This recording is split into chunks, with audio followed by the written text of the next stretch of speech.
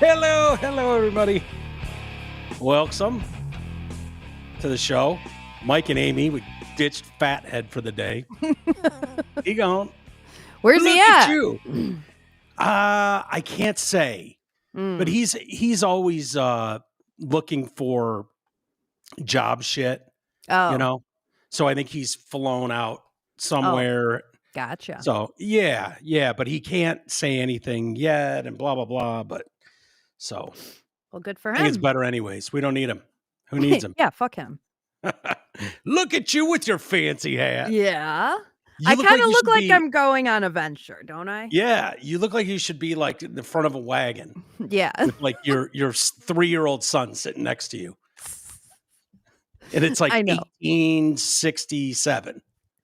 I know. I kind of look like Christopher Columbus. What's the deal? Something. Why you just because it's cool? Yeah, I had a meeting today.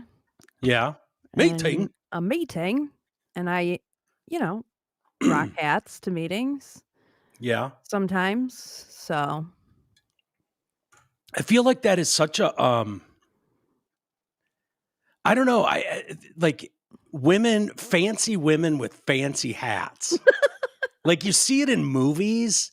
It's like a Broadway thing, like, oh, I've got a meeting on Wall Street.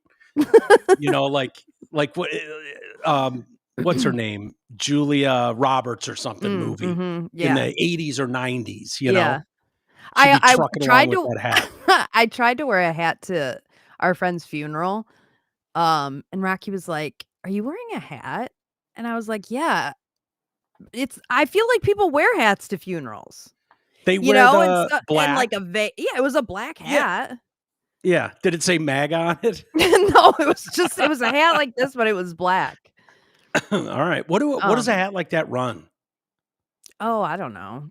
I mean, are they like a Depends. couple $100s Oh or are God, they no. $30-$40, something like Oh, that. that's it? Yeah. Yeah. Oh, okay. That's why I have so many of them. You I look at me like just cleaned off my kitchen table. We have a super long kitchen table, and it's just Rocky and I. So half the time, half of it's just filled with shit. Yeah. And when I get home, the first thing I do is just take my hat off and I fling it onto the table. So I have to take a picture of the stack of hats that's sitting on my kitchen table right now. There's probably like 10 of these just stacked. Yeah. Yeah. Yeah, all different colors. Yeah. And you looked at me like I was like, oh God, no, $30. Dude, you guys are the ones that'll spend $4,000 on a purse. So like, it's not crazy to think that, oh yeah, these things got average $500. They come in a box. Yeah. In a round box. Right. With Valid lid. point. Valid point. Yeah. So I'm glad to know you're not wasting the family fortune on hat. Yeah. No, nothing like that, Mike. How's your day going? Oh, it's good, Mike. It was busy. Yeah. But good. Yeah. And I do have to tell our listeners, you know how when not everybody will get this reference, but when Eminem signed 50 Cent and he inherited 50's beef with Ja Rule. Yeah. I remember it well. And Murder Inc. Yep. And it was just like, now that you're part with, I inherited your beef.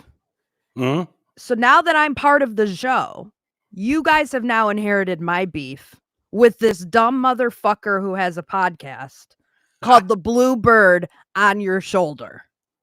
What the hell is that? I don't even know what that is. Exactly. It's 3 middle-aged, let me read you the description. 3 middle-aged, middle-class white men sharing opinions about the current state of America, operating against the fiction it has become and battling back. So you've inherited my beef with Bluebird on your shoulder. What did you do? I tweeted out a very nice story. At them? No, I've never even heard of these people before in my life until today. So I tweeted out this story because something popped up in my memories, and I'll just tell the story. So it's a screenshot from the day that my niece was kidnapped on November 21st back in 2021. And it's a screenshot from when one of my sisters called me to tell me that she was kidnapped, and the call came in at 3:17. And so for those of you, I think I've talked about this before on the show, but 3:17 is when my dad died, March 17th. And so I see the numbers 3:17 everywhere. Like it's in my Twitter name, MAGA Barbie 3:17. So Well, I always see the time 3:17. I just always see the numbers. And so a couple weeks after the kidnapping, when I went back and I looked at that and I saw that she called me at 3:17, I was like, holy shit, that's crazy. And I was like, I kind of wish I had known that in the time, because it would have given me like comfort, like, okay, everything's going to be okay. I know that's yeah, not okay, but that's just how I am with these numbers. Okay. yeah, So I post basically that story on Twitter, and this guy that I've never heard of before comments and says, this, so the comments about my dad, whatever. He'd be so fucking ashamed of you. Highly doubt he's even watching you anymore. oh my God. And I was like, thanks. Yeah. Yeah. Anytime. So he doesn't like your politics is what he's saying. He says, anytime, blue collar Michigan guy, absolutely ashamed, 100%. Blue collar what? Michigan guy. So apparently this guy's from Michigan. Cool. And he's blue collar. And he's ashamed of me. Okay. And I was like, you're not my dad. And so then I tweeted and I said, imagine saying this about someone's dead dad. Like, oof. Yeah. But hey, they're the good ones. We're the bad ones. Right. Of course. He says, imagine being so far removed from a blue collar Michigan man that you support this jackwagon movement of complete retards. Right. Don't be a shit stain and honor him. I don't make it true. You do. Okay. I said, you're making a lot of assumptions about who my dad was. Yeah. And I know one thing for sure. He would whoop your punk ass for speaking to me this way. Yeah. But go look in a mirror, my guy. Like, you're not a good person. I just don't. I see it my all the username time. Triggers them so bad. Yeah, I think that's what it is, because they would obviously never listen here, but there are people that listen for years. Like I'm the same dude I was. I know we did more. Like the world was different. It just was. I'm sorry that this stuff has crept into all aspects of news, culture, and it is what it is. It's hard to. 33 subscribers on YouTube for Bluebird on my shoulder. Yeah, I mean, well, there you go. I I'm not going to brag about our numbers. I'm sure mine suck too, but no, they're way better than Bluebird's. Yeah, I don't know, a few thousand. It's more than 33, Mike. Yeah, it's more than 33. But there are some people that were like diehard listeners. Were at all the meet and greets, and it's like I'm the same smart ass person I always was, always have been. There wasn't some radical change in me, and yeah, you see him now, and it's just like off the deep end. It's crazy. Off the deep end. I was actually thinking about this today. I was like, because I got a few responses like that on that post. Not as bad as that one, but that one was the worst. But I got a few comments like that. And I was just thinking, if my name on Twitter was TDC Barbie, I wouldn't get those reactions. And that's what's crazy about it, is that they see the name MAGA Barbie and they're so fucking triggered by that they have to say some of the meanest shit that I've ever heard. Again, goes back to, if I didn't have thick skin, I couldn't be on Twitter, because the shit that these people say would drive anybody mad, but I just laugh it off because whatever. But it's middle-aged. It's crazy though. Middle-aged men attacking a woman who they don't know. Who would never say that to me in person, by the way. No, never. I don't feel like they would either. Never. Yeah. It's so, because they would never come talk to me. That's why. Because I would fucking intimidate them. So they're all tough behind their fucking keyboard, because when they see a hot chicken person, they clam up and they're not going to come up and be like, your dad wouldn't be proud of you. cunt. Yeah. There was a story I was looking at today because it reminds me they're the same people, those types of people that are so bold publicly. Like there's this fat chick on a plane, right? Just a fucking slob of a chick on a plane, I guess. Whatever. I'm fat enough. Who cares? I got kicked off a ride at an amusement park for being too fat once, and they called it out in front of it. Like, whatever. It was probably more of a kid's ride. Probably shouldn't have been on there anyways, but nonetheless, it was humiliating. I get it. Life goes on. What are you going to do? But this woman shared the moment. Of course, she has to film herself. I'm not on TikTok, and it was on TikTok, so I don't have the video, but it was just a still of her crying, one of these, oh, I'm just crying. I'm devastated. She's a Delta passenger, Vanessa, posts under the name Sober Spouse, which sounds fun. Oh God, she sounds like a blast. Yeah, big fat chick bragging about her sobriety. Cool. Fucking A. She probably sucks. She's flying from Tampa to New York City, which I don't know, what is it, a 2-hour flight, 2.5-hour flight? Something like that. Yeah. Not that big a deal. And she caught a glimpse of what the passenger sitting next to her had written on his phone. Oh. So he texts. What a nosy bitch. Right? What a nosy fucking bitch. She posts, "We've taken off and I can't stop crying. The man next to me sends one text and it says, quote, ugh, huge, huge woman sat next to me."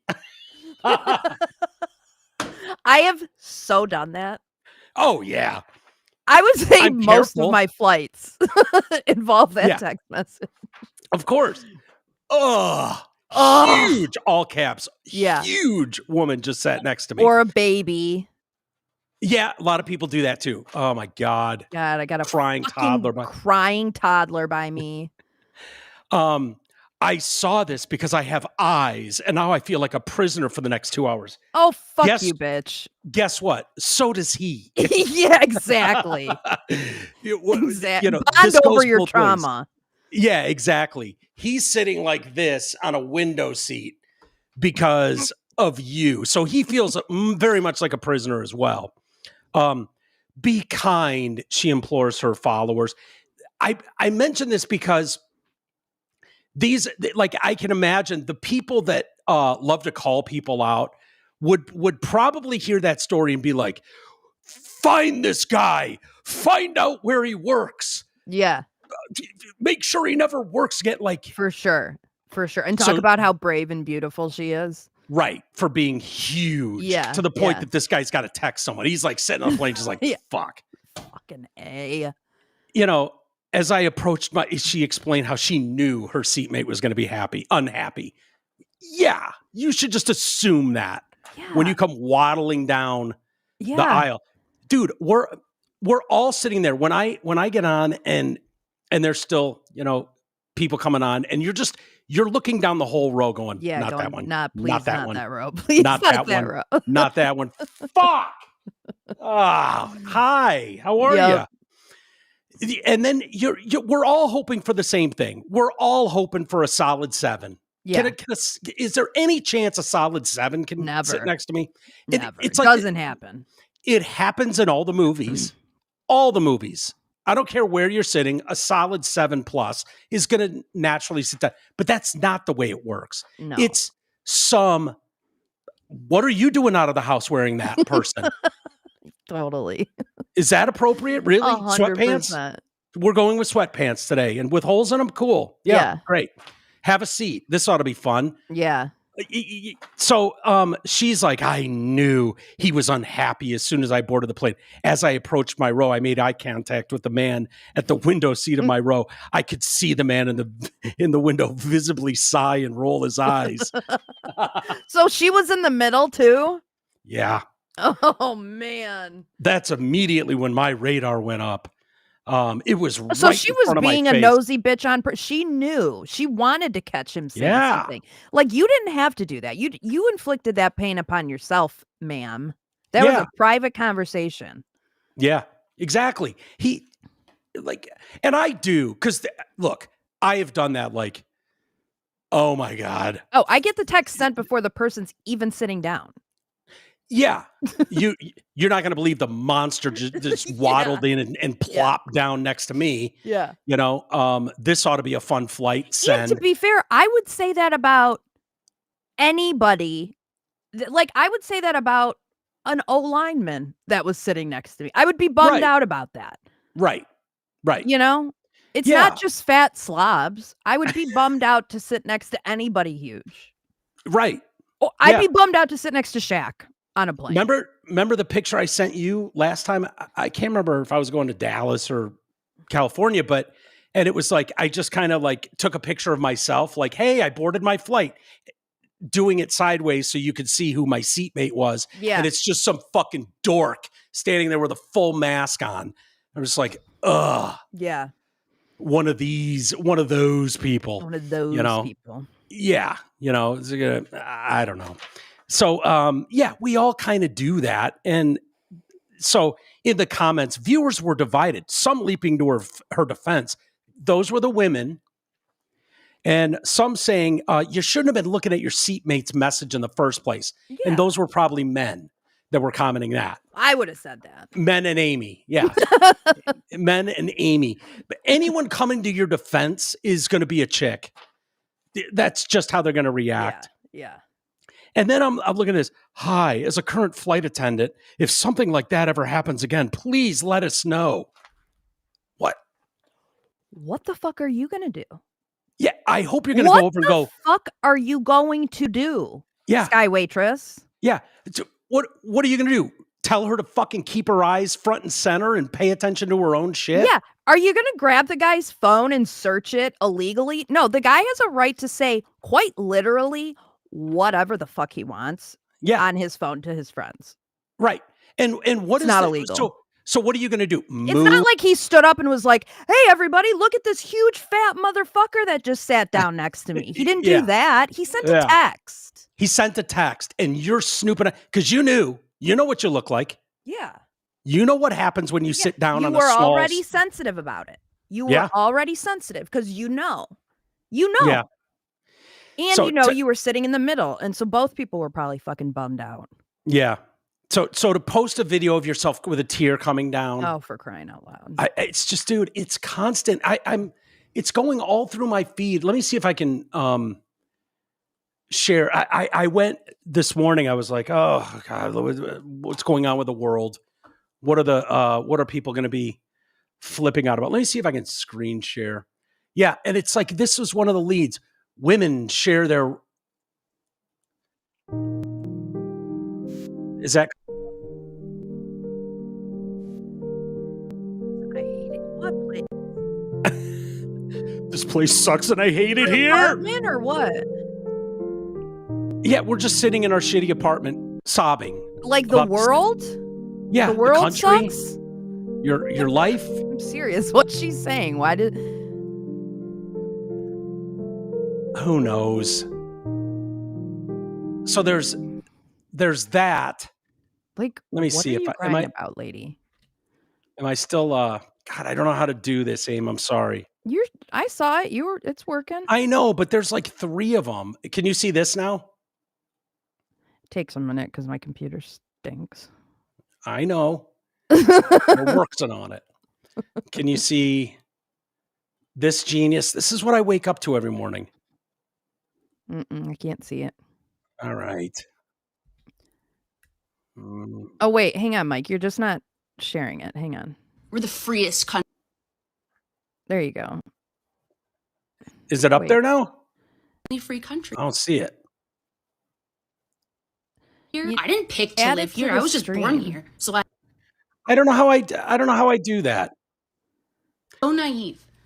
I am so blessed to live in a country where my health insurance is going to be 3 times as much next year for no fucking reason.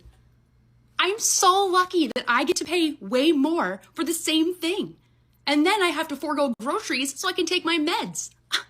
That is so cool. Let me go to the beginning. I remember learning about in first grade. And my teacher in first grade, I remember learning about nationalism. And my teacher was like, we love America because we live here. And we're a free country. We're the only free country. We're the freest country, and we love it here. God bless America. True. I was a dumb kid. What? We're the only free country, and we have to love it because we live here? I didn't pick to live here. I was just born here, so I have to love it. I don't know. How dumb. How dumb. Find a better one. So naive. I'm so blessed to live in a country where my health insurance is going to be 3 times. Oh, these people are the fucking worst. Why do you still live here then, you dumb bitch? And why are you on so many medications? Yeah. I mean, I honestly... How do I shut this off? It is so cool. I don't know. It is? God bless America. It was. No, it's playing in my ears. Well... Okay, stop screen sharing. There. Now it's gone. The host muted screen share. That's me. Yeah, it's gone still now. Playing in a loop in my headphones. Holy shit. I just closed it out. I can't. Okay. Yeah, so women venting their struggles, health insurance premiums, blah, blah, blah, feeling trapped in a country they didn't choose. I should have pulled up videos of the people that have actually made a run for the border. Those are hilarious. And then the people that are like, I'm going back to my home country, Africa. I'm going back. Fuck America. And it's like, all right, see ya. See ya. And then they're there like a week and like, oh my God, this place is a shithole. This sucks. There's no air conditioning. The bugs are big as my house. Like those ones are I have to walk to get water from a fucking gross river that people are doing their laundry in. The level of entitlement. I wish these people would just like share this video with someone that cares about you before you post it.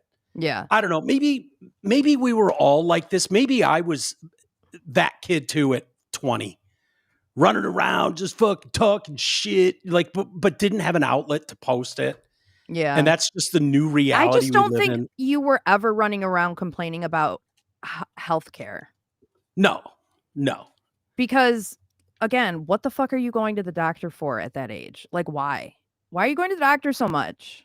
Dude, that is such a good point. I remember having these meetings at, I'd get called into Sheila's office at RIF.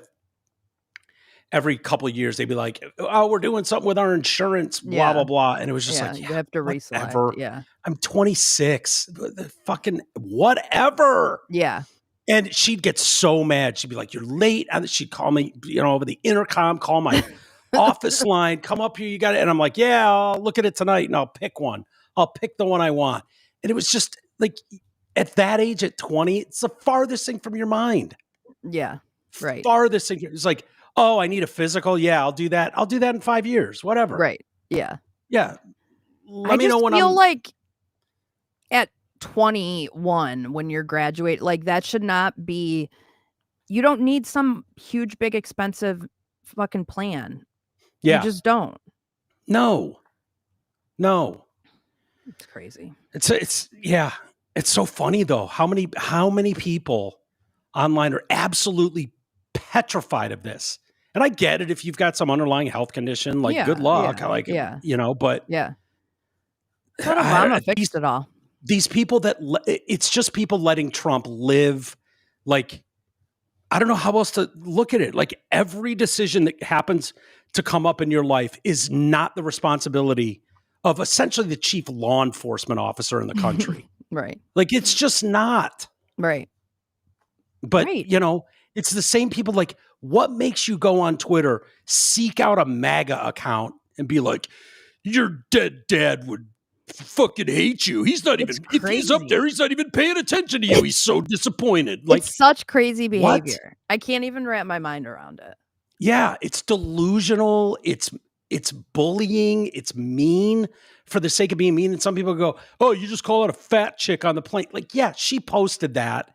And like, there is realities to life. If you're a 400-pound tubby in a plane, guess what? Every single person on that plane is going, please not here. Please not here. If you have a fucking toddler or a baby with you, every person in the plane is going, oh, Lord, I know I'm usually an asshole, but I will change my ways. Yeah. Not next to me. Yeah. That's what they're thinking. Yeah. It is what it is. If you're a fat tub of shit, sorry. Yeah. Sorry. That's what they're hoping, is it's not you. Facts. Don't know what to tell you. Facts. Shout out to Ken for the $9.99 super chat. Ooh, I like the look, Amy. And you too, Mike. Ken also just became a member. So, well, thank you, welcome. Ken. I like the look. And you too, Mike. You see that throwaway? Oh, yeah. There's another person there. I should probably say something there too. I appreciate it though, Ken. You look great as well. Also, Deer Lake Athletic Club. We are going to be having an outing there, Mike. Dude, I just saw that before I came in here. December 14th at noon. It's a Sunday, so Chef Jerry's brunch. Yeah. Oh man, oh boy. Hey guys, I'm reading this, and that's the Santa brunch on December 14th. Yeah. Oh boy. Anyway, are you guys going into Pazools? I don't know. I think they said bring your bathing suits. Oh boy.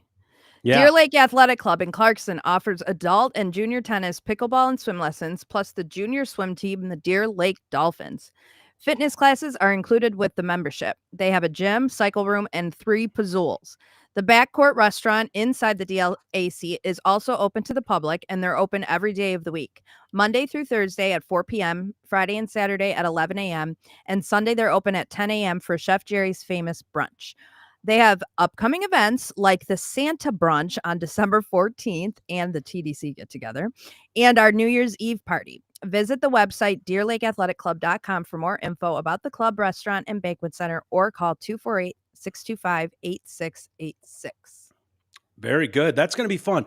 I saw someone posted it in, it just popped up on my Facebook on the fan page. Yeah, I think Lynn posted it. Oh, was it Lynn? Mm-hmm. And there's a bunch of people that say they're going. Nice. And I think one of them is even Isis. Oh. And Isis is talking. He's making a lot of comments in there about. Oh boy. He's going to be following you around and asking what show you like better. So if anyone hasn't met Isis, he's a trip. He loves talking to you. He just gave his phone number out again on the show the other day. Did he really? Yeah. He got that idea from Newberg. It's a terrible idea, but terrible. Yeah, fucking Isis. But yeah, that'll be fun. It will be. Guys, go get yourself sauced up at noon. Yeah, I love it. I'm here for it. I will be with you in spirit. We will not even talk about you. No, I don't expect you to. I'm not going to be there, but I don't know. We'll have to see if 3G can make an appearance. But as long as you're there, honestly. I'm just kidding. We'll miss you. Wear something that exposes your feet. Oh, I should do that. Yeah, open-toed. I mean, it's winter time. High heels. Mike Clark would appreciate it. Yeah, 6-inch stilettos. Something like that. Did you see Rodney Harrison the other day? Dude. On Sunday Night Football? Yes. I saw it live. Yeah. And I was like, what the fuck just happened? And I looked at Rocky. I was like, did you see that? Like, that was one of the weirdest things I could not understand it. I still don't understand what happened. Well, he made comment today. Yeah, what did he say? About what happened. I'll tell you. Well, let's watch it so people know what we're talking about. So this is a pregame. It was so weird. On Sunday Night Football, and the analysts are kicking around. It's a cold night in New England, right? Or was it this in Washington? This was Washington, Sunday night. Okay, yeah, it was the Redskins on Sunday night. So here's best way to attack against this group tonight. Well, I don't know about the best way, but Denver has struggled running the ball since J.K. Dobbins has been out. Washington very, very just disorganized in the run defense. I think they get their young running backs going tonight and then take shots to your favorite guy, Cortland Sutton. Yeah, I look at I forgot the quote. I'm sorry. Washington defense from that group. Best way to attack that group tonight, do you believe? The best way to attack them. What have you seen from Washington's defense? I'm sorry. They just don't have. It's a lot of stuff going on. I'm sorry. They don't have a lot of discipline on the defensive side of the ball. Yep. That's it. They sure don't. And I I just want to get don't- over to something I'm else sorry, too, guys. Coach. 'cause I What was looking is at happening? Bo next, only thrown over 300. Well, it looks sort of like a panic attack. A lot of people are like, oh my God, is he stroking out? Stroking out is what I thought. I was like, Yeah. this is fucking bizarre. Yeah. Maybe he are you took to too the many extent where gummies. do you ever lose your train of thought mid-sentence? Yes. And it happens Okay. to me in meetings. Like I kind of blame it on being a stoner, but I just kind of Yeah. laugh it off. I'm like, I literally just lost my train of thought. Yeah. I do it on this show. Yeah. On this show sometimes where I'm like, and it's the most horrifying feeling. Because it's happened to me before where I'm like amping up to like really go at something. And then it's like, never mind. Forgot what I was saying. Yeah, it happens to me all the time. That makes me feel a little bit better. Like I tell you how I'm taking that, like that brain shakes. Yeah. Like I don't remember that when I was younger. I feel like it's a symptom of getting older. I've done plenty of drugs and alcohol my whole life. And I'm, I just figure something like that. I feel like it's getting worse. It's happening to my brother. My brother complains about it. I don't see it on him at all, but he's bitching about it all the time. I know lots of people bitch about it.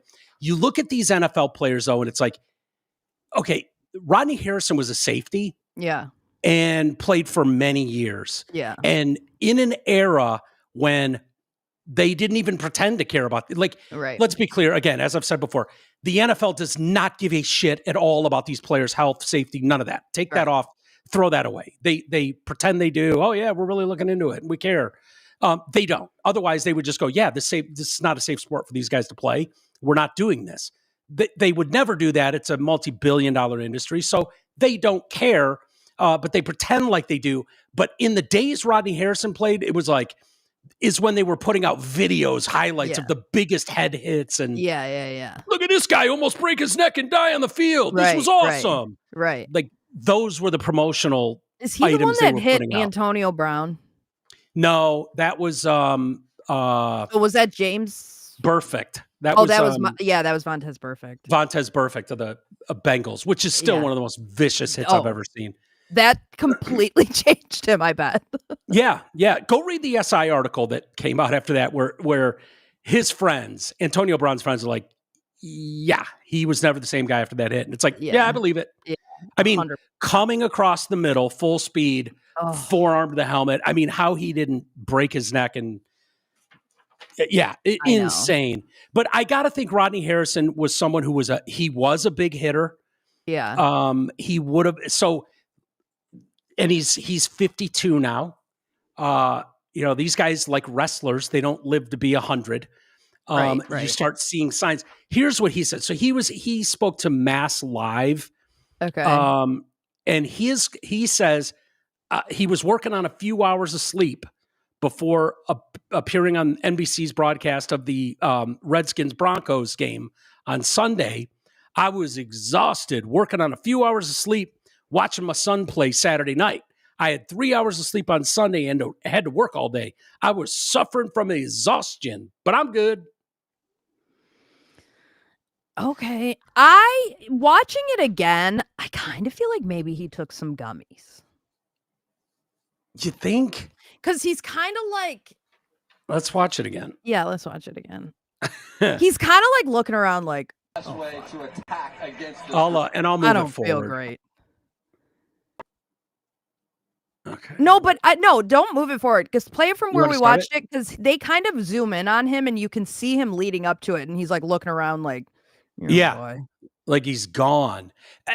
Look, there are some nights, last night being one of them, where I didn't, like at 3 a.m, I was just like, fuck, I'm not sleeping tonight. Yeah, I hate that. And I finally fell asleep at, 4 or 5 a.m, got a few hours. Like I'm going on 3 hours of sleep and I'm his age.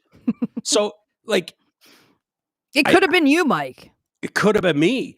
I don't feel like I've ever done this exhausted though, because I've been having a lot of trouble sleeping lately. I don't know why. You take melatonin? No, I probably should. So I'm not sleeping much, but I don't ever feel like this. I definitely have times during the day where it's like, ooh, I need a nap or something. Yeah. But I don't feel like, what was that again? Yeah. Like I'm not here. To attack against this group tonight. Well, I don't know about the best way, but Denver has struggled running the ball since J.K. Dobbins has been out. Washington very, very just disorganized in the run defense. I think they get their young running backs going tonight and then take shots to your favorite guy, Cortland Sutton. Yeah, I look at. I forgot the quote. I'm sorry. Washington defense. I'm telling from that you. group. Best way to attack that group tonight, do you believe? I feel like, okay, when you have that moment when you're like, I'm sorry, what was the question again? Yeah. At that moment, I fumbled and now it's going to be rephrased. That's almost like a wake up. Yeah. To then have them go, oh yeah, let me just ask the question again. Because he couldn't find his words. That was what was weird about it. Like, yeah, he didn't know what they were talking about. Right. Is the vibe. But Jack Collinsworth sets him back up and is like, just say something shitty about Washington's defense. Right. Best way to attack that group tonight, do you believe? The best way to attack them. They don't have. I look at. Sorry. I think they get their young running backs going tonight and then take shots to your favorite guy, Cortland Sutton. Yeah, I look at. I forgot the quote. I'm sorry. Washington defense from that group. Best way to attack that group tonight, do you believe? Easy. Best way to attack that Washington defense. Well, they got a couple guys out in the secondary. I think you go over the top more. Right. Back to you. Right. It's like the first part where he's like, I could be guilty of this. Like, sorry, man, I zoned out. There is a fucking 9 in the second row behind you. And what was the question again? Yeah. Or, I'm sorry. There's so much noise in my ear. I can't hear anything. Like, what'd you say? Yeah. It was just so weird because he couldn't find his words. He didn't know the topic all of a sudden. Because I've never been in I've been in a situation where I've lost my train of thought. But that's not what's happening here. Like, this is if someone asks you a question, hey, Mike, tell me about podcasting, and you're like, I don't. Yeah, he doesn't have an answer. Like, Jack is looking him from a foot away, right in his face. And again, I think that's the moment that wakes you up. Like when you fall on your face publicly like that, it's like, ooh, I better be on my game here for the follow-up. Yeah. I look at. I forgot the quote. I'm sorry. Washington defense from that group. Best way to attack that group tonight. Tony Dungy knows someone's up. Yeah. Best way to attack them. What have you seen from Washington's defense? I'm sorry. They just don't have. It's a lot of stuff going on. I'm sorry. They don't have a lot of discipline on the defensive side of the ball. Yep. That's it. They sure don't. And I want to get over to something else here, Coach, because I was looking. I'm sorry, guys. Only thrown over 3. Yeah. Like, what is going on? I'm sorry. Lack of sleep doesn't do it for me. Yeah, Not that's a little weird. Yeah, it's a little weird. And I, worried about him. No, I know. You know what I mean? I know. Like Legitimately. I was freaked out when I was watching it. I was like, that was bizarre. The other one is Pam on the sidelines, which I know is an old story where she sounds drunk half the time. Oh, right. She was doing was it the Niners Cleveland game that I was watching this weekend? Maybe. I don't know whatever game I was watching. And it's like, she's slow in her her delivery. And it's like, why are we doing this? What is going on here? It's just so weird. There's only a handful of those positions. Right. And it's so easy to fill with talented young people. Right. Like coming through. Like it's just not that hard. Right. I know. Yeah. Well. Yeah, I hope it's nothing serious. I hope was he on the rest? Maybe. I didn't watch it live, but did you? I watched that part live, but I didn't watch. By halftime I was up in bed, so I didn't see if he was on halftime or not. But yeah, it was so bizarre. I was just watching it like, what is happening right now? It was so weird. Yeah. Well, all the best to him, but you gotta think. Okay. CTE hits those guys in their 50s a lot, and people are automatically going to think that. Yeah. That you're just, Yeah. as a guy honestly, whose whole job I'd be was to coming out and be like, I'm on some new medication, and it just, yeah. me Have up. you ever taken a medication and like gone out of it? Like, Yes, Ambien. yeah. Is that the one that makes you tweet racist things? Not you, but like, is Yeah, I Ambien the one that think does that? it's like the one that makes you really loopy before you sleep. It's like a sleeping medicine. I But need you that. get really fucked up before it hits you, before you go to sleep. You're like, holy shit. Is that the one where people are like, dude, I woke up in the morning and last night I made a whole turkey dinner Yeah. with all the sides and ate it all. Yeah. You have no Yeah. recollection of it? Yeah. Crazy. I had one. We were leaving an event somewhere years ago, and I thought I was taking a pill of some sort. It was bad. Like, I remember driving home from like downtown Detroit or something and could not keep my eyes open. Oh, I hate that. That's Like, that's the scariest. I'd never experienced that in my. That's There so was one scary. other time when I would do like 4 a.m. to 6 a.m. before doing the morning show in Lansing. So they needed someone to come in for the overnight guy for those last couple hours, smaller market. And I would have to get up at 2 a.m. and drive to Lansing and then do stupid 2 hours of spinning records before doing the morning show.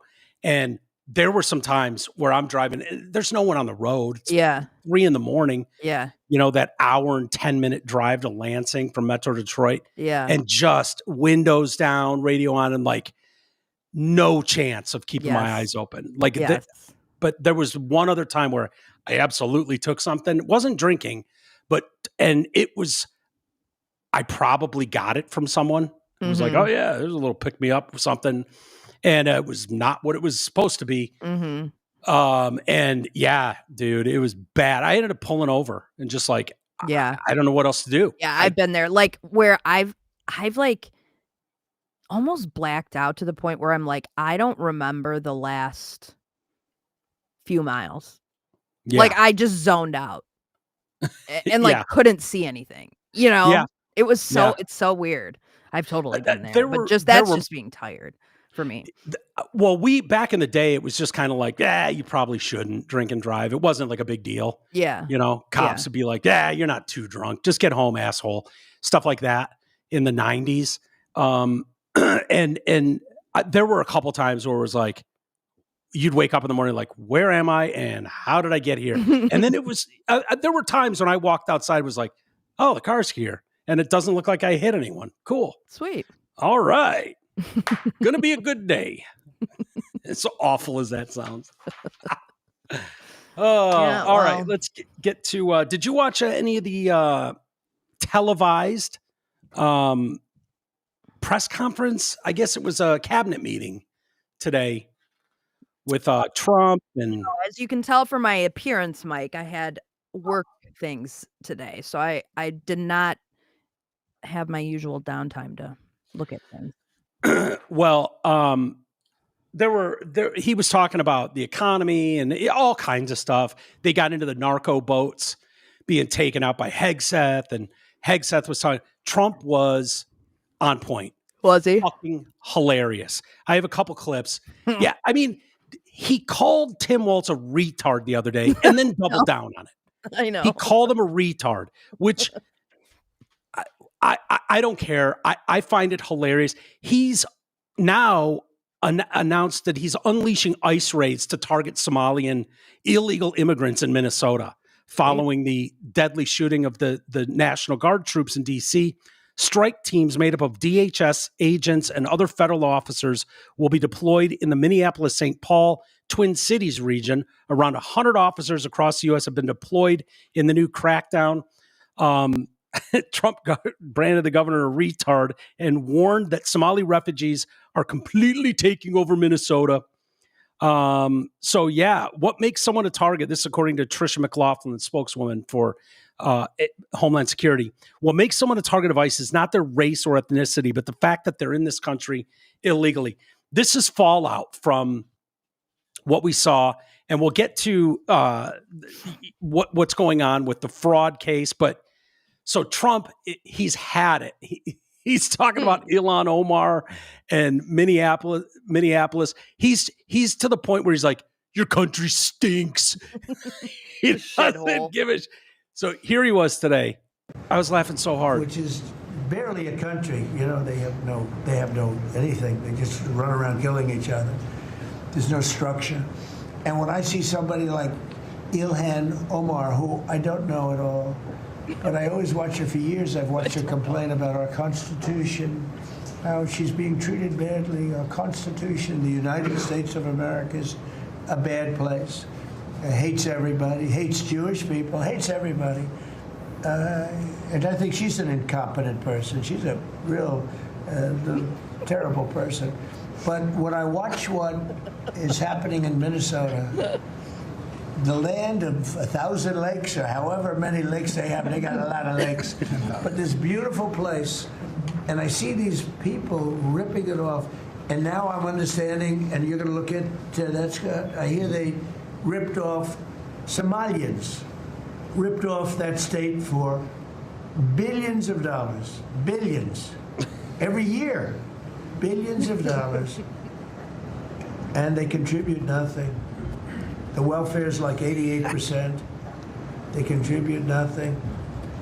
I don't want them in our country, I'll be honest with you, okay? Somebody would say, oh, that's not politically correct. I don't care. I don't want them in our country. Their country's no good for a reason. Their country stinks, and we don't want them in our country. I could say that about other countries, too. I can say it about other countries, too. Oh, my God. We have to rebuild our country. You know, our country's at a tipping point. We could go. He is so damn funny. The country stinks. Their country stinks. It does stink. Because of the people, and they're bringing them here. He went further with his comments there about and how they much the country nothing. stinks. The welfare is like 88%. They contribute nothing. I don't want them in our country, I'll be honest with you, okay? Somebody would say, oh, that's not politically correct. I don't care. I don't want them in our country. Their country's no good for a reason. Their country stinks, and we don't want them in our country. I could say that about other countries, too. I can say it about other countries, too. We don't want them to hell. We have to rebuild our country. You know, our country's at a tipping point. We could go bad. We're at a tipping point. I don't know if people mind me saying that, but I'm saying it. We could go one way or the other, and we're going to go the wrong way if we keep taking in garbage into our country. Ilhan Omar is garbage. She's garbage. Her friends are garbage. These aren't people that work. These aren't people that say, let's go, come on, let's make this place great. These are people that do nothing but complain. They complain. And from where they came from, they got nothing. You know, they came from paradise, and they said, this isn't paradise. But when they come from hell, and they complain, and do nothing but bitch, we don't want them in our country. Let them go back to where they came from and fix it. And fix their own country. Oh, my God. Gloves are off. He doesn't give a shit anymore. He is so funny. I love it. Why would you care? He's not going to be elected. He can't be elected again. No. So say what you want to say, my guy. And I think a lot of people feel like that. A lot of people feel 100%. like these, okay, of what we have seen, they seem to disrespect and despise this country. Right. Good, then fuck off. Sorry. Right. Yeah, if your country stinks so bad, why do you want to bring that here? Yeah. There's a reason we're awesome and you're not. Yeah. Sorry, is what it is. So yeah, and he also at one point went after the narco boats. Where was it? Oh, you want to ask this guy? Ask him a question. If you are declaring war against these cartels, and Congress is likely to approve of that process, why not just ask for a declaration of war? Well, I don't think we're going to necessarily ask for a declaration of war. I think we're just going to kill people that are bringing drugs into our country. Okay, we're going to kill them. You know, they're going to be like dead. Okay. Yeah. They're going to be like dead. We're not having it. Oh my God. He is so damn funny. Yeah, he's having none of it. I'm with him. So I dig it. A powerful U.S. House Committee and Treasury Department both launched investigations into Tim Walz's role in the massive fraud scheme that involved Somali immigrants bilking more than $1 billion from taxpayers. House Oversight Chair James Comer said that his panel will conduct a thorough investigation into Governor Walz's failure to safeguard taxpayer dollars. Minnesota Governor Walz was warned about massive fraud in a pandemic food aid program for children, yet he failed to act. Instead, whistleblowers who raised concerns faced retaliation. Because of his negligence, criminals, including Somali terrorists, stole $1 billion from the program while children suffered. As Chairman Comer can issue, as chairman, Comer can issue subpoenas and refer crimes to the Department of Justice for potential criminal prosecution. Also on Monday, Treasury Secretary Scott Bessent posted on X that he'd instructed his investigators to dig into how the feckless mismanagement of the Biden admin and Governor Tim Walz allowed tax dollars to be funneled to the al-Shabaab terrorists. This follows the House Oversight Probe, which has prosecutions of 78 people, scammers, often from Somalia, who took Minnesota taxpayers' money as part of the Feeding Our Future fraud scandal. Often Somalians that were doing this. So I have a list of the people that they've arrested, and they're right. It's not always Somalian. So there's 2 pages of people that have been prosecuted. There was an Amy Elizabeth Bach. I got nervous for a second. Not that Amy. Not MAGA Barbie Amy. So she was guilty on all counts. She's the founder of the program. There was also Jennifer Nelson. She took a plea for money laundering. And then there was Joseph Kelly as well, who took a plea for conspiracy. And then we've got Abdiaziz Shafil Farah, Amit Mijad Mohammed Nur, Abdullah Jabbar Hussein, Abdullah Khai Ahmed, Abdullah Khai Isa, Abruham Muhammad, Abshir Ahmed, Amina Abdullah Farah, Amina Hassan, Amina Mohammed, Amina Nur Ali, Awa Samau, Ayab Mohammed Yusuf, Bashif Ahmed Jama, Bilan Muhammad, Dekno Maxmed, Dina Abdi, Fadruhma Ali, Fatima Igal. Sounds like a starting hockey team there in Minneapolis, doesn't it? This goes on for 2 pages. So yes, while it's often, not always though, let's point it out. Not always. There was Jennifer, Joseph, and Amy involved as well, with Amy Khibul Elizabeth. Hassan, Ifra Ali, Ilan Abdullah, Ishaq Hassan, Jama Jenny, Jahamia Jama, Kadra Abdul, Khalid Abdul, Khalid Hassan, Leif Kapoor. Mm-hmm. Yeah. I think we're seeing a trend of people that just respect your country. Yeah. They're proud to be here, cannot believe their great fortune in being transferred to the United States of America to start their new lives out of a shithole like Somalia. And just find ways to scam us. And in 5 minutes, did they learn the language? Fuck no. In 5 years. Yeah. They in 5 years, they figured out how to send $1 billion, hundreds of millions of dollars to a terrorist organization linked to Al-Qaeda. Unbelievable. Bye. Bye. It's unbelievable. Bye. And these people, what are you going to get for dinner? You got a half hour left. Don't be thinking about it yet. No, I'm going to order it so that it's here when we're done. So when the doorbell rings, you got to run off. Yeah. Is at the end of the day, is anyone going to be held accountable for this stuff? Not the people we want to be held accountable. All those fucking Somalians, maybe, but Nothing's going to happen to Tim Walz. That guy was almost our vice president, by the way. I know. That retard. That. So the Department of Human Services and Department of so the ploy, by the way, we've learned a little more about the ploy, involved funneling money from state social services coffers, including at the Department of Human Services and the Department of Education, to the nonprofit Feeding Our Future and other organizations to feed school children. Instead, the plot used the funds to splurge on the nonprofit's workers. I gave you a rundown of some of the nonprofit workers, including brand new luxury cars, real estate holdings as far away as Turkey and Kenya. What? Yeah, a whistleblower X account. Buy a house in Kenya for $5.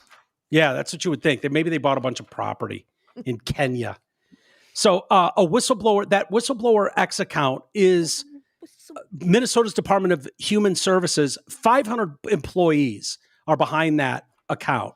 And they were like, yeah, Waltz is 100% responsible for the fraud. We let him know of the fraud early on, hoping for a partnership in stopping it. We got the opposite.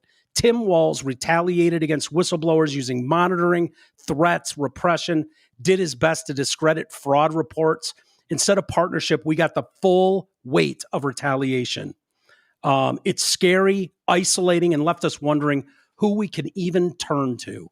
Yeah, that would be so terrifying. If you're in that organization and you know, hey, we're going to have like $3 million to do good with for our community, and that balloons to $60 million in a year. And by the end of it, it's up to $400 million. And that's just being blown out the back door. And you are trying to take it up to the top, and they're blowing you off, removing you from that group and stashing you somewhere else in the government. That's the kind of shit they were doing. Nothing to see here. Yeah. And here's Tim Waltz. You know, the buck stops with him.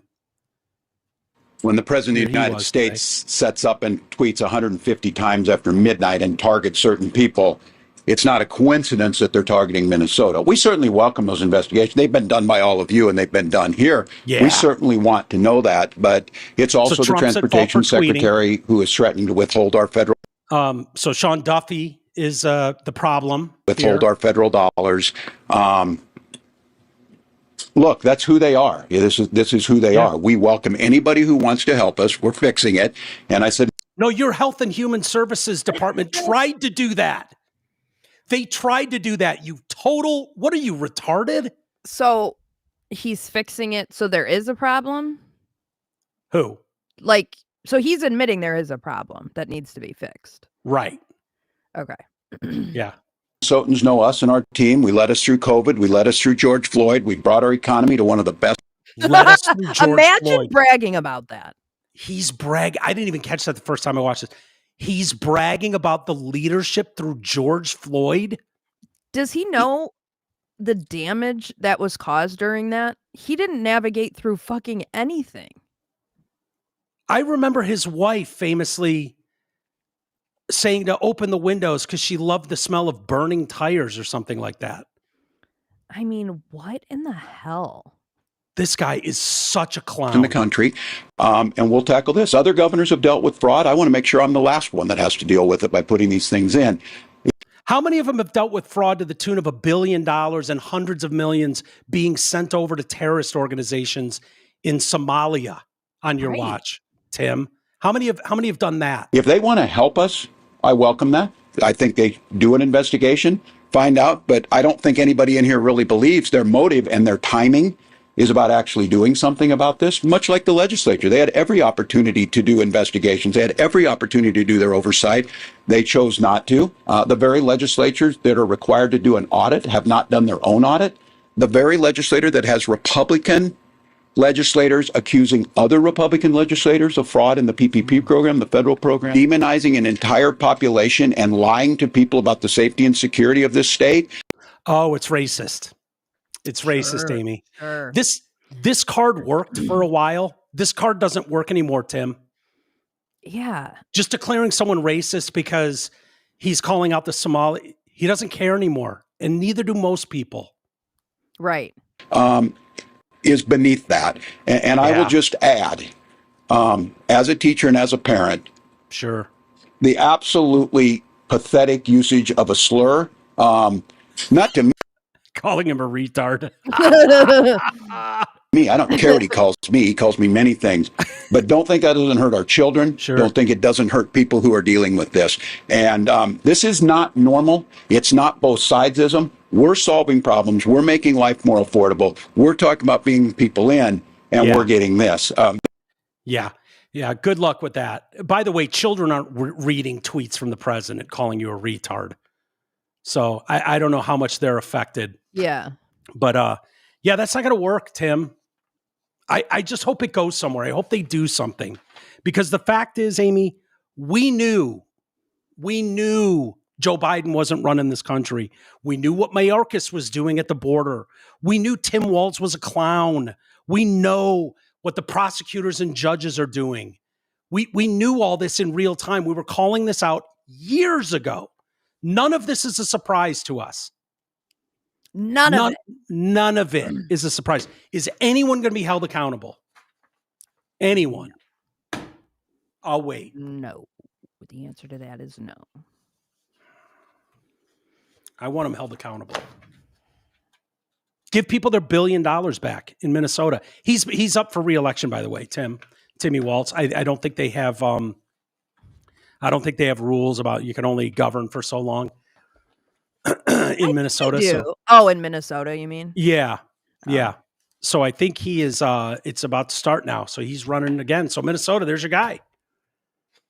You know, He created the mess. He should be able to clean it up, right? Yeah, I mean, they handled George Floyd. Yeah, as you heard. It was mostly peaceful. Yeah, absolutely. Fiery, but mostly peaceful. Yeah. Yep. Did you, Mike, have you seen Candace's new claim? Dude. There's two, actually. Last night? Yeah. Go ahead. Say what it is. Did you see her update about how she didn't really report? Remember we were talking about the terror, like the plot to kill her? And if she actually reported it to the FBI or not. Yep. And it sounds like the White House. She said, wait, wasn't she saying I've got confirmation that they've read it or something? Confirmation that they've read or that they're aware of my, I don't know. But she basically said like, yeah, I mean, because she went on and said, I'm shocked. No, I haven't heard back from anybody yet over there. And it's like, well, did you report it the right way? And it's like, well, no, I didn't actually report it. I sent a text. Yeah. And they never responded. Yeah. And I'm pretty sure Trump was asked about it. And he was like, that's ridiculous. What was ridiculous? The idea that there was a threat? Yeah. That France was trying to kill Candace Owens. Did you watch her? Have you watched the last few episodes? No, I haven't. But I saw on X that she's burning TP USA to the ground. Yeah. From hell or high water.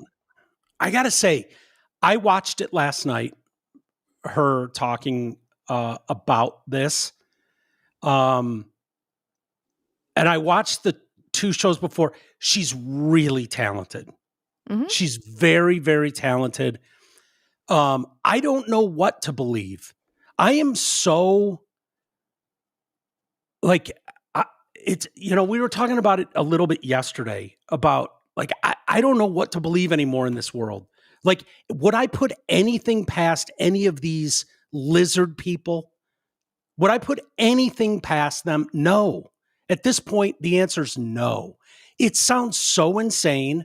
I saw her tweet today about TPUSA is involved and blah, blah, blah. And then people are just like, okay, so far it was the bees, it's Turning Point USA, it's the French, it's the Israelis, it's the US government, yeah. But there is something very compelling about watching her episodes because she's still, at the end of the day, very, very talented. Candace Owens is very good at what she does. But I also feel like she's just good at talking. Connected. Yeah. Connecting dots too. And that's where you got to be careful, because before long you can have the board behind you with the red string. Yeah. Going, it's almost like that. Yeah.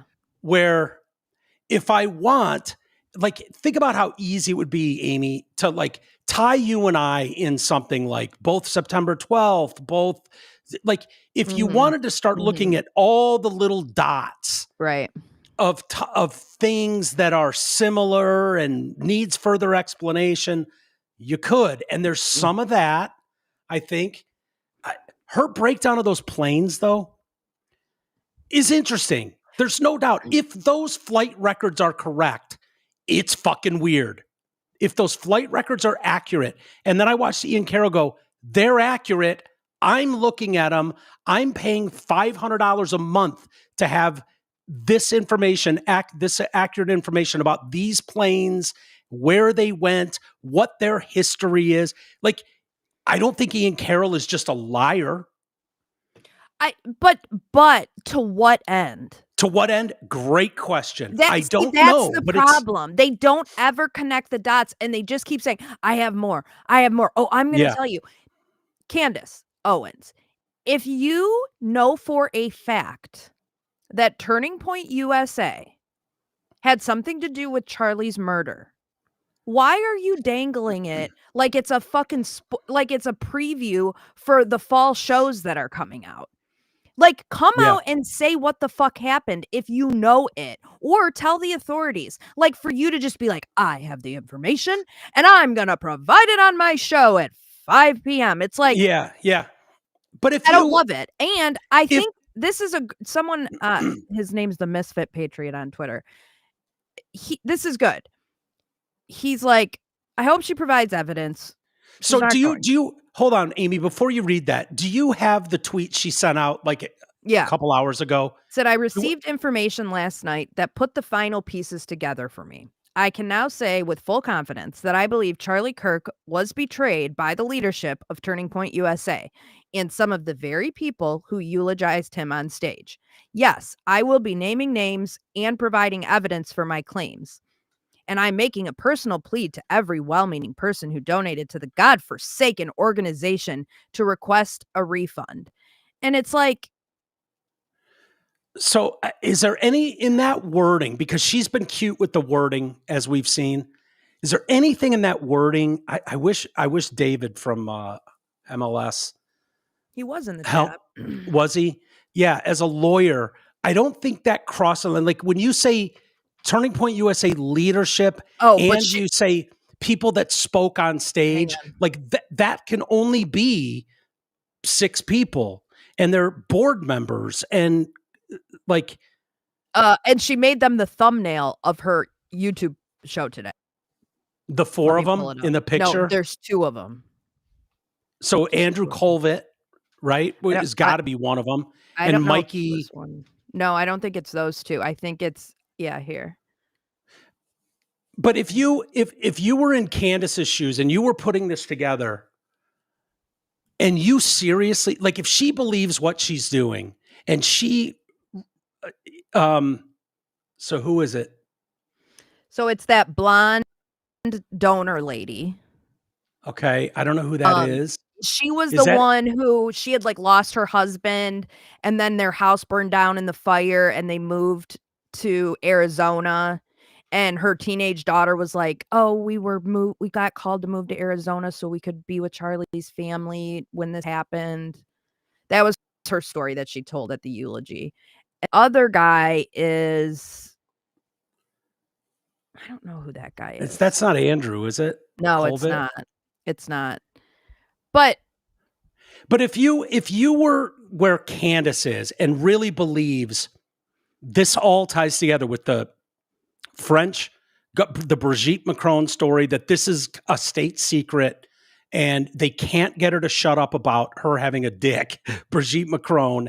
And if you were putting these pieces together and were like, is it possible my own fucking government is involved in this?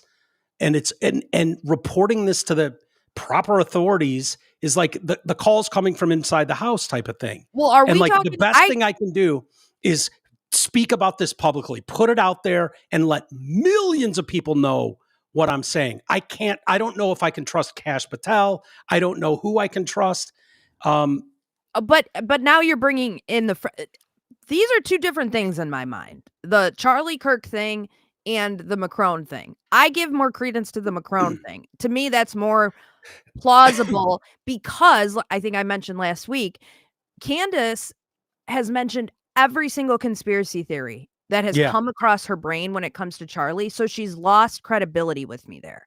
Yeah. Like we said, it was the bees, it was the Egyptians, it was the fucking cult with the school and the bees, and it was this neighborhood that all these people from this one company live in that's right now. So it's been everything. So for her to be like, oh, I've got the proof. Bitch, say it then. Fucking say it. Just say it. Because if it's wrong, they're going to sue the fuck out of you. And if it's right, they're not. And we're all going to know. I would think you're borderline. You're creeping into defamation and legal jeopardy by putting their picture in there and saying, and I guarantee you her tweets are not just read by her. That before she puts that out, someone is looking through that with legal eyes on going, dude, change that. Do not say that. So there's this guy be a said, reason. I hope she provides evidence. Spoiler alert, she won't. She will claim any lawsuit against her is confirmation of her theory, and Erica Kirk is anti-free speech for attempting to silence her. And that's 100% what's going to happen. 100, because Candace has her way of doing things is, I'm going to put this out there, and if you can't prove me wrong, then I'm right. Yeah. Versus her just putting out, hey, I'm like, the Macron thing had a ton of research behind it, which is why I believed it. I still do. I do too. The Charlie Kirk thing is put crazy. Together, in 2 months. Yeah.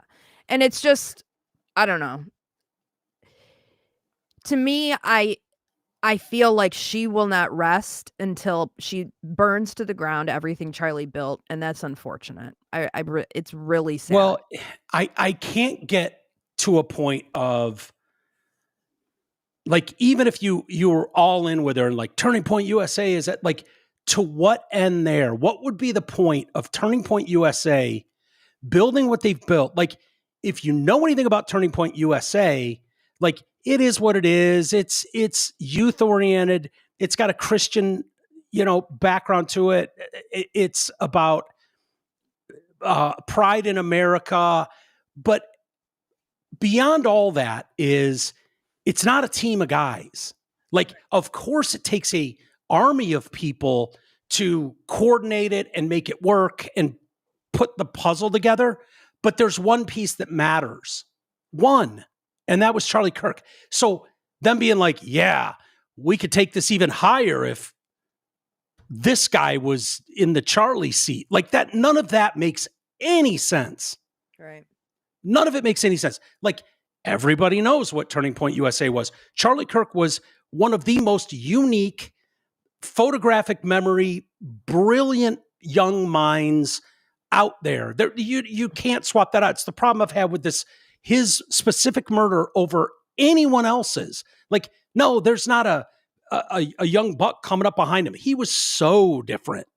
Yeah. So different. Like, truly one of one in the way he was. It makes no sense. Like, I don't know, to what end?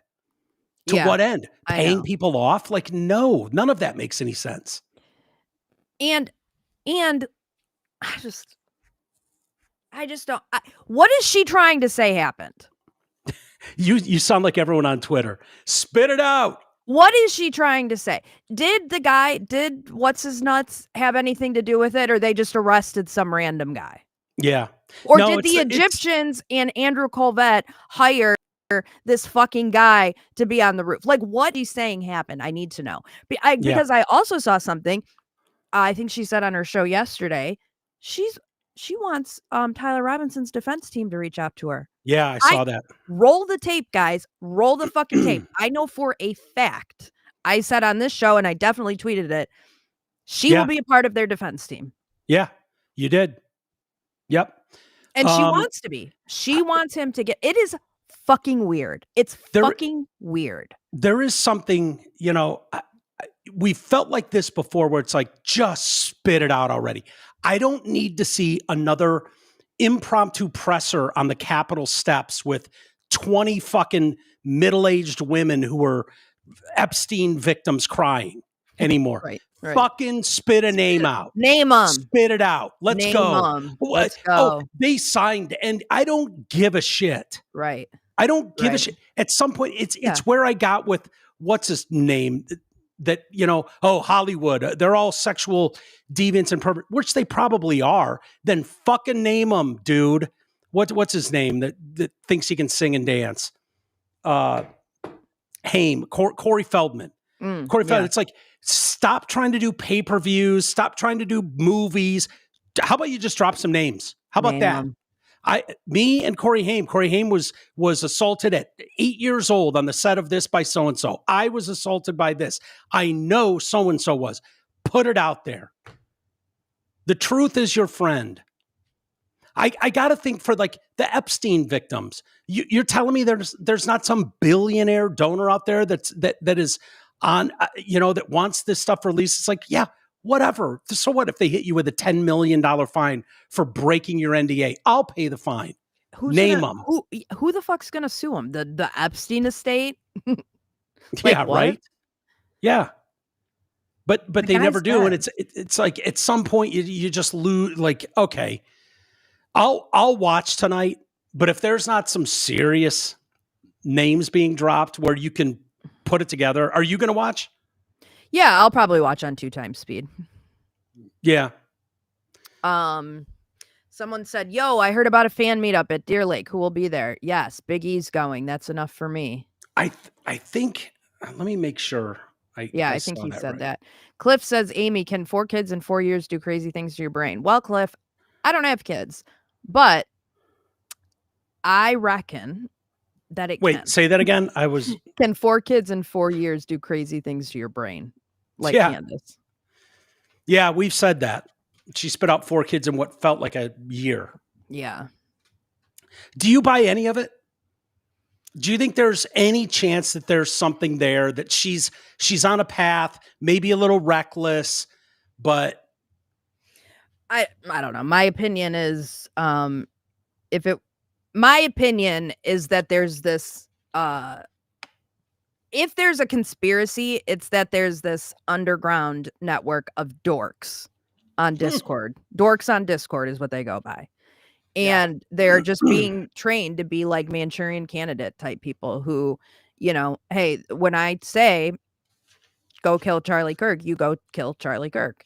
Like, to me, that seems more realistic than fucking Egyptians following him all around and Erica all around and Turning Point being involved and setting up some patsy. Like, it's too much.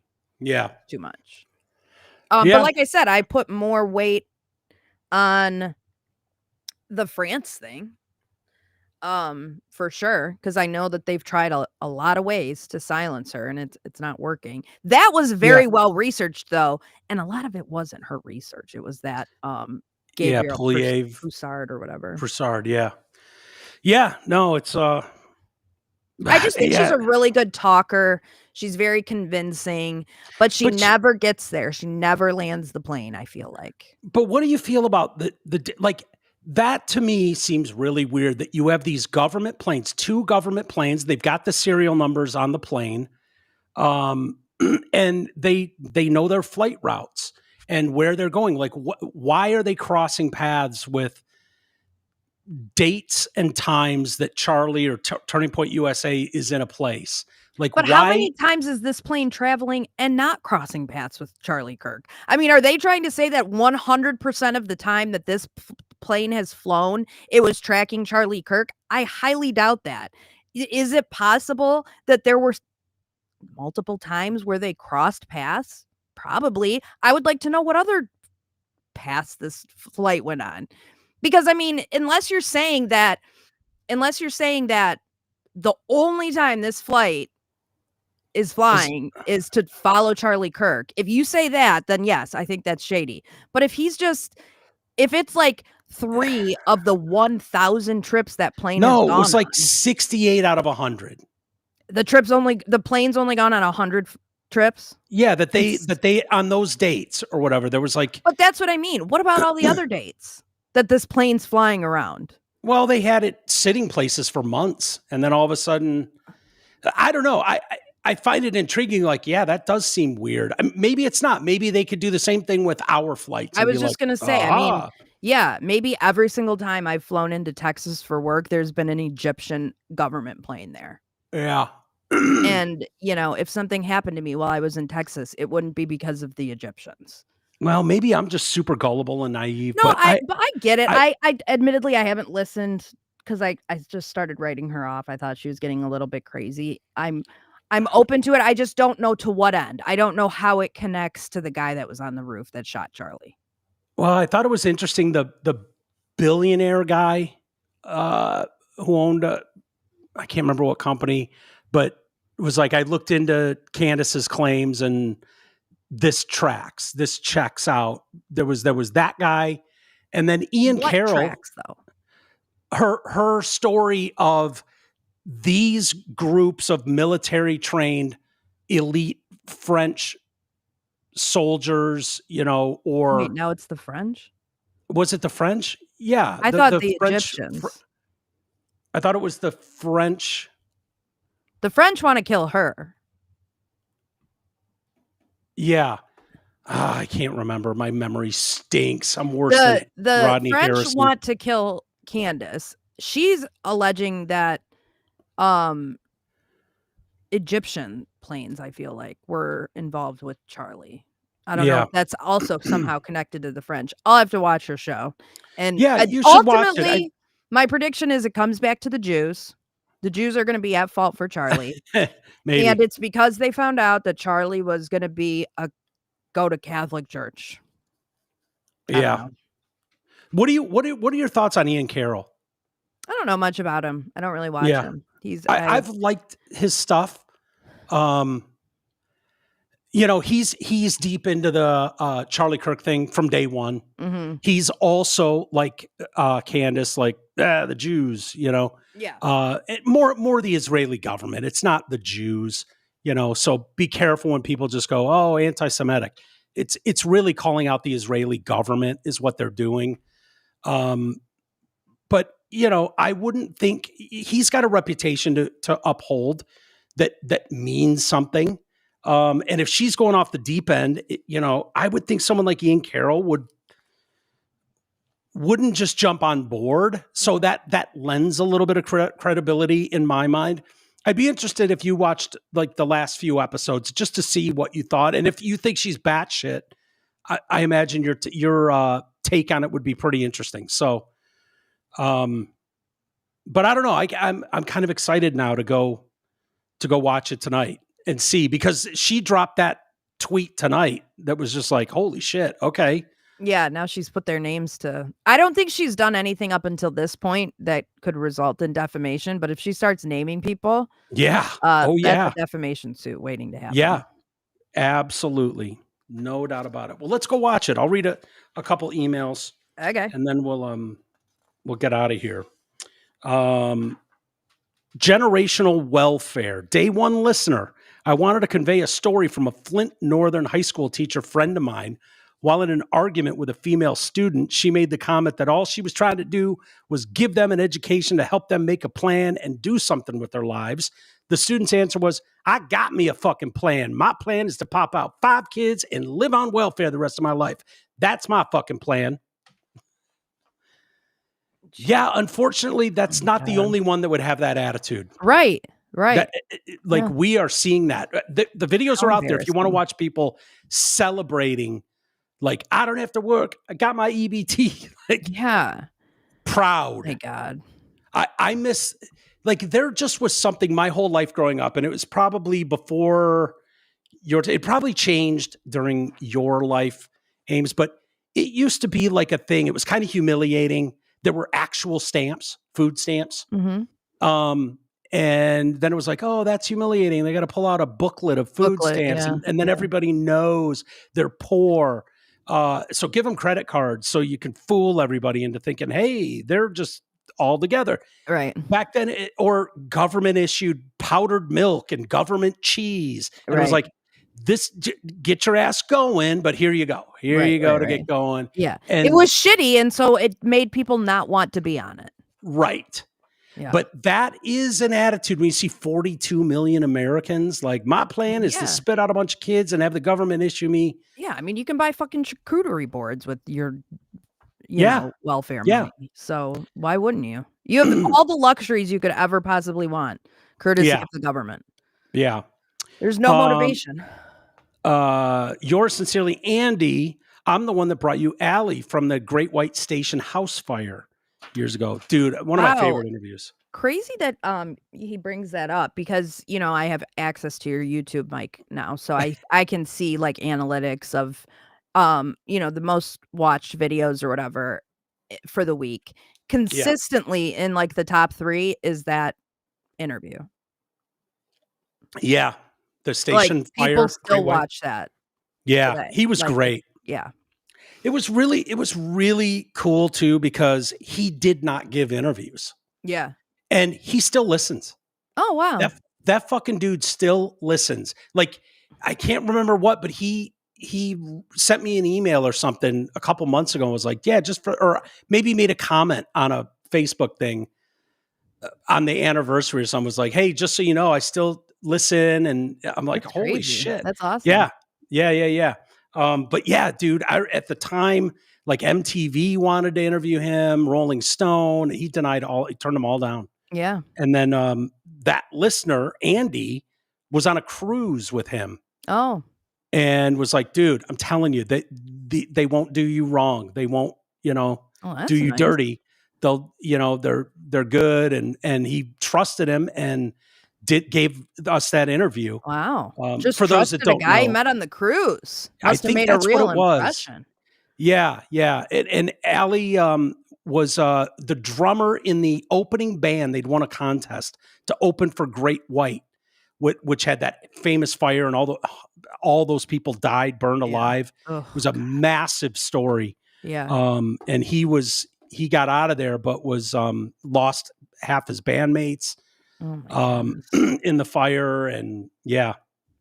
So anyways, yeah, I love thinking about Allie. He was such a neat guy, and it's crazy what that kind of trauma will do. I remember, talking to him about like, oh yeah, it's the first thing he does anywhere he goes is like knows where the exits are, head on a swivel at all times. Like it changes. Yeah, those types of things just change you. Yeah, I bet it's changed your family radically with your niece. Like, yes, when you're out, you're aware. Yes. At a gas station. At a gas station, my head's on a fucking swivel. Yeah. And I don't care. I don't care if I hurt your feelings. Like, I remember, I mean, this was probably like a week after Ava was taken. And I was at a gas station. I was getting gas, and this black guy walked up to me and asked if I had any money for gas. And prior to that, I probably would have said yes. Yeah. But I just ignored him, got in my car, shut the door, and locked and I was like, I actually don't care that I come across as a cunt right now. Yeah. I just don't, because I don't fucking know. No, I know. Isn't it awful that I feel the same way. Yeah. Same way. Like, no, we are not having this conversation. I spent my entire life. I was the guy that couldn't wait to roll down a window and hand someone a 10, 5, whatever. I still do that. Like, if I'm at a light and I'm stopped right next to him and I happen to have cash, I'll give him a few bucks. But if someone comes up to me at a gas station, I am ghost them guy now. Oh, no. Where I always was like, I know you're full of shit, but yeah, I won't even make eye contact with people now. Like, nope. The most they'll get out of me is a nope. Yeah. Nope. Yeah. We're not doing it. Sorry, pal. And then I pick up the pace and get wherever I'm going. No, we're not. Right. I don't know what you're up to, but I don't trust society anymore. So Yeah. no, sorry, you're lost. Mm-hmm. Sorry, is what it is. Yeah. All right, let's wrap it up there. What good timing, Mike. Oh, I don't know if you can hear from the sound of the what dogs did we get to above eat me. tonight? We got this place called Good Burger. Man, I want a good to burger. Good Burger, home of the Good Burger. Can I take your order? Not that Good Burger, Man. Nickelodeon Good Burger, but it's called Zoe's Good Burger. Oh man, I didn't get it with extra crispy bacon and cheese. Yeah, and they've got like this special sauce. Oh, like a Big Mac sauce? Yeah. Oh, I want it. Yeah, so good. Enjoy.